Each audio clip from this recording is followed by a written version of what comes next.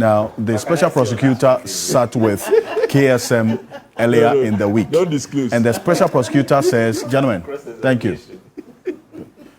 The special prosecutor says that, look, those who are calling for his head because Ken Ofori Atta exited the jurisdiction when it was apparent that he was going to be a subject or an interest of a number of investigations.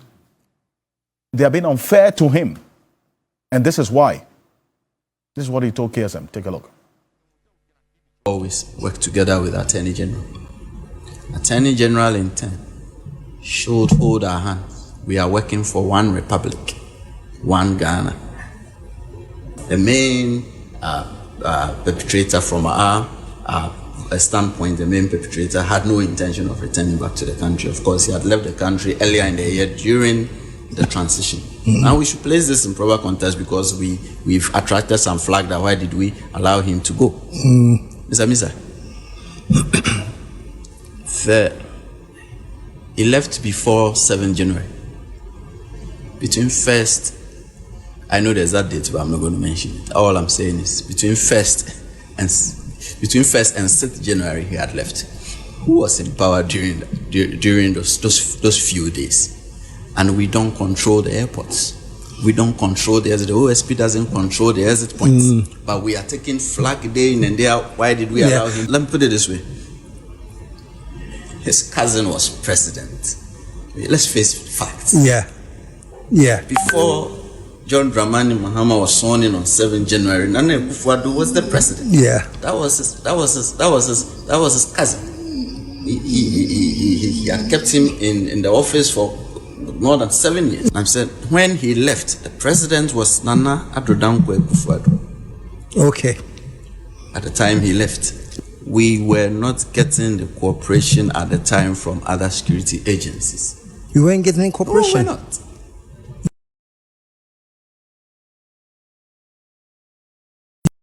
You had asked them? Oh, we asked for all that, but we were not. It was as if there was a policy of block the OSP out. That was what we were facing, and that was the circumstances under which we were being expected to perform. I think I've complained about these things over national security. Nope. At the time, the situation is different now. National Signals Bureau. Nope. At the time, the situation is different now. National Intelligence Bureau. Zero. Well, that's the special prosecutor.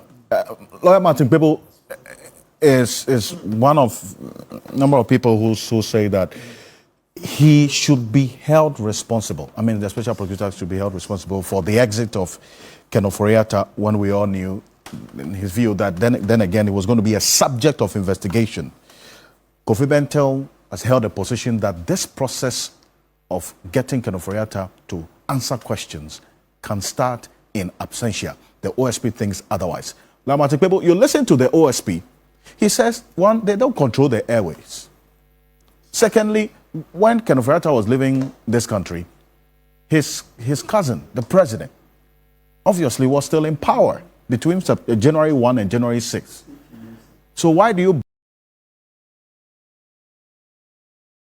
blame him, really, for the exit of Ken Ofori Atta when he couldn't have had anything to do with it? And in fact, he didn't have the support of all the other agencies. Lawyer. Yeah, so, Mr. Okansi, you see, last week I told you that I suspected collusion between Kisi Agyapong and Ken Ofori Atta. Why? There you have it. You see Gbeshi or Popo Blibli has caught Kisi Agyapong to come and confess. You heard the statement. He said he watched Ken Ofori Atta leave. He watched leave. He was powerless to prevent it. He went to immigration service, didn't get help. He went to NIB, didn't get help. When the obvious answer and the best was around, that tell the sovereign, the owner of the country, the ultimate decider of things in this republic, that is the people of Ghana. That is the people of Ghana. Look, Mr. Okansi, let's not forget, Kisi Agyapong is a first-class graduate of law. And Kisi doesn't understand the constitution, that the ultimate decider of major decisions in Ghana is the public, inform the people. That is the preamble to the Constitution. Sovereignty resides in the people of Ghana. Article 1, Clause 1. Sovereignty resides in the people of Ghana, and for whose benefit, blah, blah, blah, the power is exercised. Then you go to Article 125. And then the other day, of course, Adam Senano added Article 35 for us. And even apart from using the word sovereignty, there are many other provisions of the Constitution that show that when you have difficulty, go to the public. Transparency, transparency, transparency. I told you Kisi Agyapong is more corrupt than Ken Ofori Atta himself. Why do you say this? I mean, that is it. Are you not being unfair? We just have to dissociate ourselves from this. But are you not being unfair to the OSP? But that is it. I mean, what is the proof of this statement that is more corrupt? And as we disassociate ourselves from it. The proof of it is in his connivance with Ken Ofori Atta. What's the evidence of the connivance you talk about? That he himself, the statement, he says he watched Ken Ofori Atta leave and look at all the places he was going to. Look, that he went to immigration, he went to NIB, he went to national security. Who doesn't know that Atubra Kweku is Gabby's boy, NIB boss at the time? Atubra Kweku worked for Gabby. He was Gabby's boy. He worked in Dankwa Institute.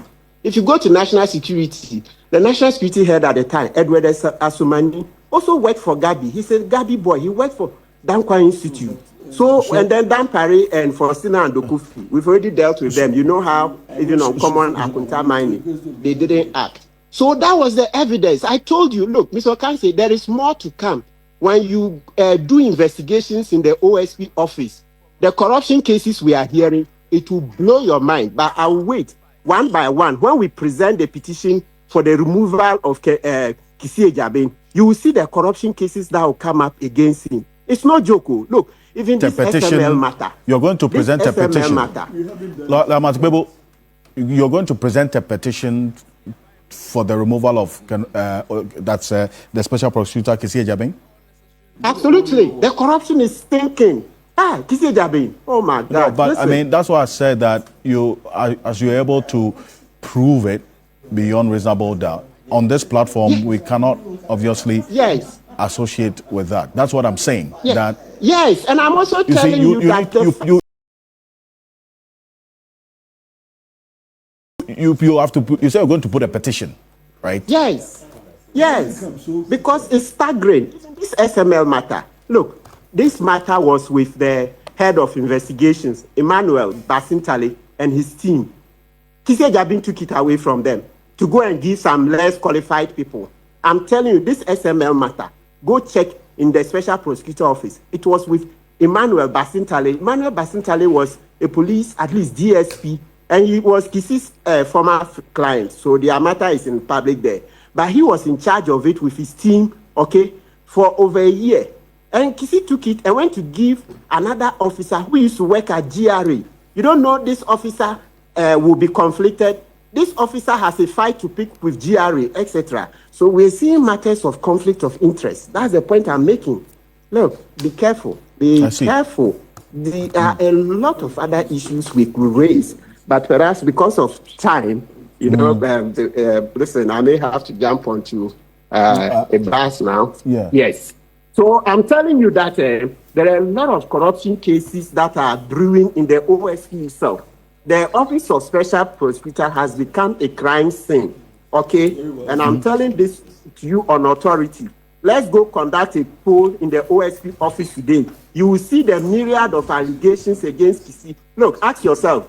I want Kisi Agyapong to answer this question. Are there 2 employees of the OSP who are currently working as like house helps in his home?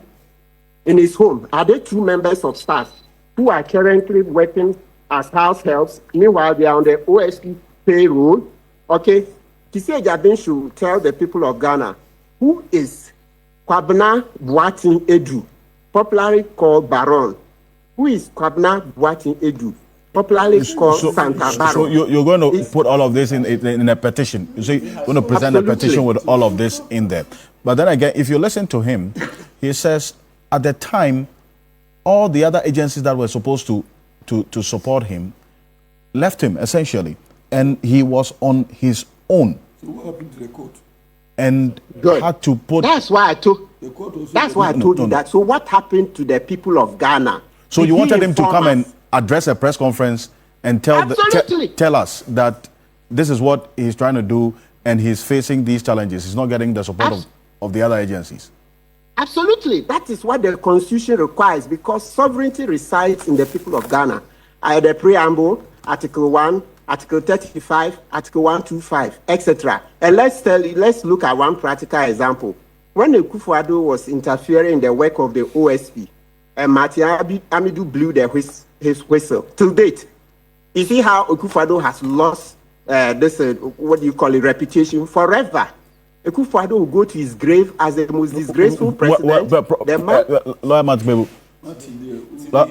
Kpebu. Now, you see, you held the view, and I asked a specific question. Now, you are going and making references to other matters.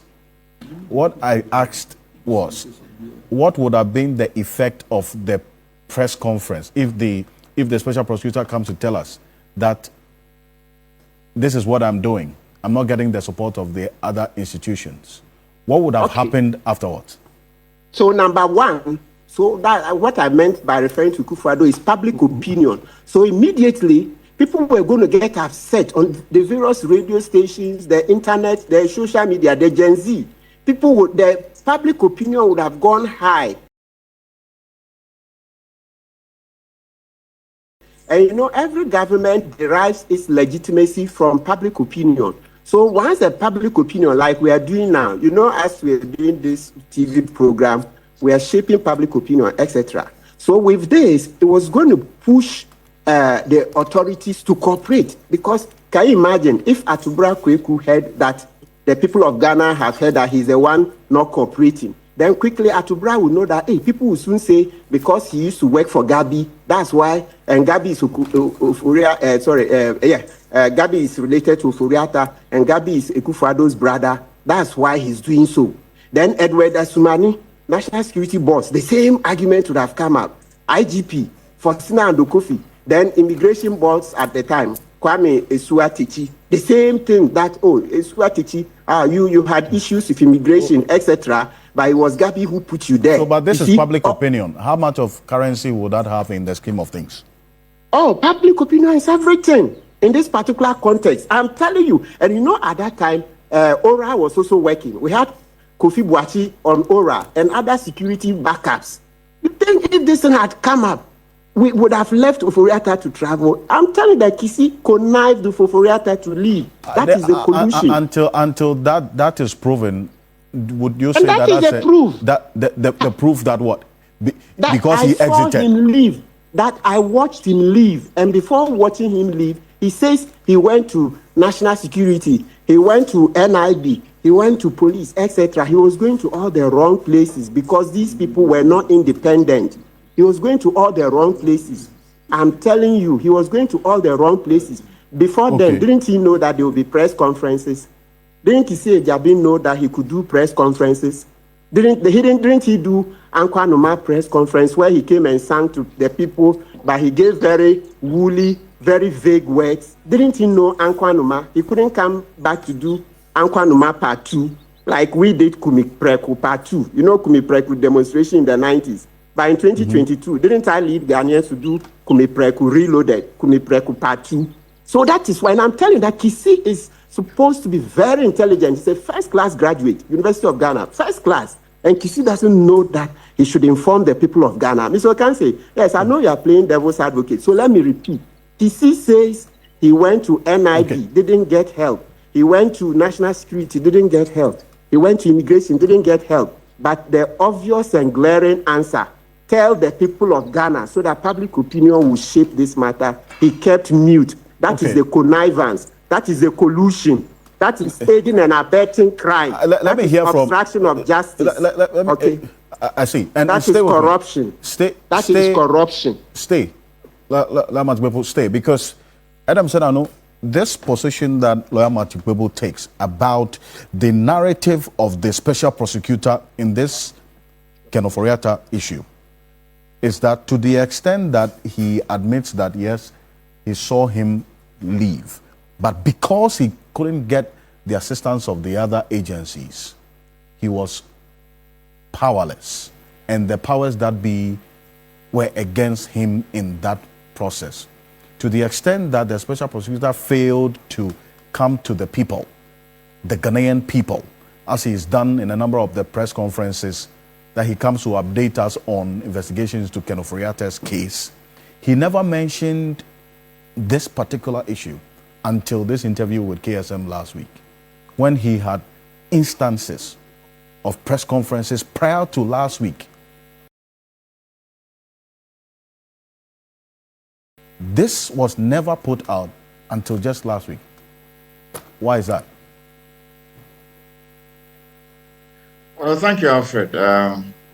First of all, let me also, like you and TV3, dissociate myself from the very strong comments my very good friend Martin has made on this particular issue. We fully disagree. I think it's important to listen clinically to what the special prosecutor said in that interview. And sometimes attention to detail is critical when you are drawing conclusions and relevant conclusions for that matter. It is clear that the special prosecutor was, this was a nuanced response where he was reflecting on the general conditions that the office of the special prosecutor was working under, and saying that, listen, and it was not in reference only to the issue of the case involving Mr. Ken Ofori Atta. What he was saying was that, in general, the office of the special prosecutor was experiencing a hiatus where other agencies were refusing, clearly appeared to be like what you call, there was a blackout. There was some kind of agreement that, look, we are not going to give these guys any more information. And so wherever they went trying to seek collaboration towards achieving a particular purpose, they were not getting that assistance. So his comments were not that in relation to Ken Ofori Atta, we went to NIB to try and get him to arrest him. No. He was saying that in general, we were not getting any support because the government of the day wasn't willing to. Now, I would like us to bear in mind that Mr. Ken Ofori Atta, this is somebody where over 100 MPs wrote a petition because they found something that they thought should be changed. And the presidency was unwilling to do so. So I can very well understand where the special prosecutor was coming from. Mind you, when the reason for which the minister requested permission to exit was told Ghanaians, many Ghanaians, including myself, felt that the special prosecutor should slow down. The man says he has a health condition. He says he's seeking help. The medical facility information, the lawyers are saying they'll get the information and so on and so forth. Remember the backlash that the special prosecutor experienced when the lawyers and the man himself said, listen, it's a health condition, that's why I had to go, and so on and so forth. So I'm not quite sure this expectation by Martin that coming to the general population, and mind you, this is a subject in an investigation. This is not somebody that criminal charges have been proffered. There's no specific charges at the time. So under what conditions were the people of Ghana supposed to stop this individual? And mind you, he says, I'm going for a health review or a surgery. I think that all of this is far-fetched. And I'm not too happy with the situation where a lawyer of his standing just comes on a national platform and begins to make allegations. I think that we should do things differently. So we disassociate ourselves from it. You have done so. Yeah. But then again, the fundamental question I ask is why this information had to be kept away from the people. I think that's the crux of the matter that he puts out. I'm not quite sure any information was kept away from the people. I think that's a disingenuous way of interpreting the situation. I think that's a disingenuous way of interpreting the situation. You're entitled to your description, but then again, the question is hinged on the fact that he has addressed a number of press conferences. Have you heard him, the OSP, put out this information that he tried to stop Ken Ofori Atta from leaving this country? Remember that the OSP has a mandate to report back to the people every 6 months, which is by law. And he has done that faithfully. There's no gainsaying that that is not a situation that, if, for example, in my mind, the expectation was that on the 2nd of June. I'm answering it. Yes. Just slow down. I'll answer your question. The expectation was that there was a commitment to showing up on the 2nd of June of this year, because not only had the lawyers come to negotiate that, the gentleman himself has said, I'll be available on the 2nd of June. The turnaround, or let's say the clear point at which everybody could say, now, this man is not showing up, was after the 2nd of June. Now, it is after the 2nd of June that many people are just saying that, now, why was this man even able to leave in the first place? Because on hindsight, none of us could have predicted that initially. So there was no basis on which you would have the special prosecutor coming to make this kind of statement right up to June. There was no basis. And in my view, after June, you could see that right from the 2nd of June, they then wrote to ask for the red alert and so forth. So the question on my mind would be, after June, what was the opportunity for the special prosecutor to speak to this issue?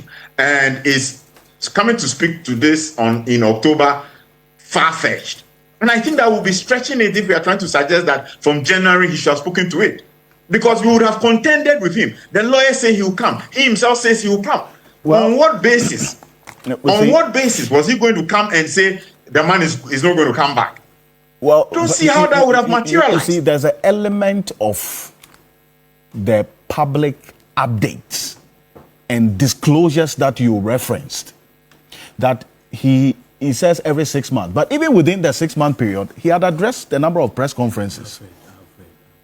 Right? Yes, but I said it was only 3 days it was 3 or 4 days to June 2nd before he said the surgery had been rescheduled and therefore he's not able to make it at that time.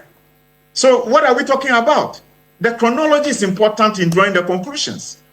And I'm saying I myself felt that the SP was going too far when they were demanding that he should be so and so. And I was like, if the man has a health condition, let's allow him. Let's make sure he gets through that. And then legitimately, as everybody who is in leadership, you should be willing to come and account. So I'm not quite sure how we are interpreting this in the context of the chronology. And Akufo Addo, on this, does the OSP have any grounds of justification whatsoever in this interview he granted? Does it answer the questions for you? I really think that if he will listen to me, I'll say he should talk less, honestly. Because the issue of was he justified to say this or not justified to say this, given the position that he's in and the circumstances surrounding this whole Ken Ofori Atta issue, he should talk less. Look, I am on record as having been, I was the first person indeed who challenged him and said, prosecute Ken. Yes. All right? Mm-hmm. And I made the point, no lawyer would tell Ken or advise Ken to come to Ghana. And the law is on the side of the OSP to go ahead and prosecute him in absentia and question why he has not prosecuted him. Today, as we speak, nothing new has happened. Ken has still not come to Ghana. The OSP has managed to do his investigation, etc., and is now promising to prosecute Ken in this November. By the end of the month, yes. What kept him all this time? What kept him? I have commended the AG and to that extent the OSP for speaking publicly about some of the cases they are doing. Mm-hmm. Because they don't have a responsibility to do so. Sure. But because they occupy public office and there's public interest, it is proper for them to keep us apprised of what they are doing. But I think that sometimes they speak too much. And in this particular case, I think the OSP should tone down. Look, I have given my personal support to OSP Kisi. I'm one of the people who crusaded for that office to come into place. And Kisi is a very fine lawyer, one of the best criminal legal minds in this country. I have no questions in those terms. But I am not too satisfied with how he has conducted this particular Ken Ofori Atta issue. And all the things coming up, you know, kind of support my point. In the first place, what kept him from doing what he's doing now way back then? All right? And why is he doing what he's doing now at this time? And if you are going to do it, are you telling me as the OSP that you didn't take any steps simply because somebody else was in power? If somebody else was in power and you had a job to do it. Do your job, put the order down there that the man can travel ABC and let somebody else, flout it. All right. So my own view will be that, look, I think the OSP should talk less. He says he's going to proceed to charge Ken. Proceed and charge Ken. The law is on your side to go ahead and try him. His lawyers have told you that they are prepared to cooperate. They are prepared to come and defend him. He himself has told you that he's prepared to deal with you on video because he's sick. He cannot come. He has a right. Even if he comes, he has a right not to speak. Okay. So I really can't understand the real value of the OSP continuing to make a case about Ken. And sometimes people think that he's trying to court public animosity against him. And to a very large extent, he succeeded. Okay, right. I have taken a lot of opprobrium for saying that no good lawyer will advise Ken to come to Ghana, which is true. And the proof of what I've said is the fact that he has now gone ahead and said, I am going to charge him in November. Why haven't you done it all this time? There have been too much talk, too little action, and I think the talk is going on. The talk must stop. He should calm down and focus on doing the work in a court of law. I see. At the time to consider a trial in absentia, you say? Yes, I remember when we were developing this law in Parliament, there was this contention of whether or not pursuant to the conviction in absentia, the application for seizure of property ought to be done in the presence of the accused person. And then the cry of the leadership of the time was that, yes, let us ensure that the person is in court before this order would be applied for. So it was made a condition for the application that we must serve the accused person, the convict. And I was also telling our leadership that it is possible that the convict, somebody tried in absentia, convicted, could step out of the country, and it will be difficult to bring him to the court. Right. This one, I'm sure one of our leaders then, who told me to go and sit down because they have to do the job, I told him that in the practical situation, it will be difficult, problematic. This is where we are getting to. Now, the law says that we must serve him, he must be present in court. How do we ensure post-conviction? Yeah, but we are not continuing. Yes, but so even where we get there, how do we bring him to court to exercise that option? Okay. But again, on my good friend OSP, I think he has police powers under Section 28 of the Act. So what prevented him from arresting him? Arresting Ken Ofori Atta? Yes, he could have. When you have the police powers, he could have. He could have. He could have. Or even through immigration. No, yes. He could have. His office could have arrested him. He can't travel. Number two, so there is something we call he not having the cooperation of the other very poor. No. He was a lame. That is a lame argument. Number two, he could have applied to a court for an absconding warrant. Yes. Absconding warrant, you don't need a president or anybody. Just go to court and apply. This man, we are investigating him for ABCD. He is a flight risk, as we are saying. We have information of him trying to... of that provision. Yes, we have information that he is about to fly out of the country. His absence from the country will impede our investigation, and therefore, and the court will grant the absconding warrant. Just place it there. Every security person who comes across him will have to arrest him. Without a court order, he could have seized his passport. Yes. Issued an immigration... Because he has the powers to search, to do that. To search and even to freeze. So he could not exercise all that. But beyond all that, he could have gone for an absconding warrant. Which could have also kept him. Not living there. So this excuse of we are not helping. Okay, let's jump on this quickly, and I'll end with... Yes, I think on the issues of the special prosecutor, I strongly believe that, in the fight against corruption, I remember in the beginning, I had my own reservation about the office, starting and then when Martin came in, and then subsequently Kisi. Over the period, I think the SP had demonstrated. I think maybe in Ghana here, when NDC, MPP are all after you, you may really be a very special person. I mean, to the point that when he was doing Cecilia Dapa, the whole MPP machinery... Who said MPP? Calm down. The whole MPP machinery was after him in the Cecilia Dapa probe. And today, it does appear that there is a certain conversation, the reverse. He must really be a very special prosecutor. I think, from where I sit, that what he needs to be, afforded is the encouragement to do his work. I personally, where I sit, I don't think that he's done anything unprofessional. The threshold that you need to pass, that you become a liability in the fight against corruption, I don't think the special prosecutor has gotten there yet. Why do I say so? Look, it is even in the interests of MPP members, and particularly the 8 years of Akufo Addo rule, to encourage Ken Ofori Atta to come and account.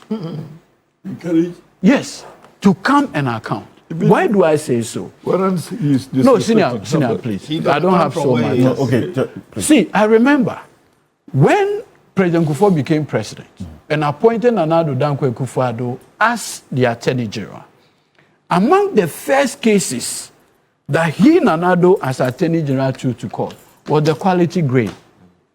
At that time, the accused persons included J. Rawlings' finance minister. Because that was the MPP conversation towards the election of 2000. Corruption, mismanagement, others. And wanted to get the then finance minister in the dock. At the end of the day, you want a situation where the person who managed the public purse, more so when the president in his inaugural address said, I shall protect the public purse. Having made that inaugural pledge to the people of Ghana, who else can better face the accountability conversation than your finance minister? So it's even in the interest. The image of President Nana Dankwa Akufo Addo. What is he charged with? Hold on. Okay. Hold on. Okay. So that is the more reason why he should come down. He is your friend. That is why when I heard you say that if you were his lawyer, you would advise him not to come. I said, no, Sina, this is not proper. Okay. In fact, that should be an obstruction of justice charge. What is he charged with today? Against you. If they are but no, hold on. But my point is that the lawyer who is advising his client. It is important that at this point, it's important that at this point, Ken Ofori Atta, for the image of the MPP government himself for more than 6 years, to come down himself voluntarily. What is he charged with today? Look, there's an investigation on National Cathedral. Investigation is not a charge. Oh, that is the more reason why he should come. Thank you. So let him come. No. Look, so let him come and account. I don't think the problem is the SP. Thank you. I think the problem is Ken Ofori Atta. Let him wear his white. Let him wear the white cloth. Let him wear the white cloth. Thank you. And appear boldly before the good people of this country. Angelic. Thank you, gentlemen. Angel Thank you very much. Ofori Atta. Thank you. And then speak to the people of this country. Thank you very much for joining us, gentlemen. And thank you. Not extradition power. And I got a number of messages as well from Dr. Thanks for watching. Like and share the video. You can also drop your comment. Please don't forget to subscribe. Click on the bell to turn on the notification.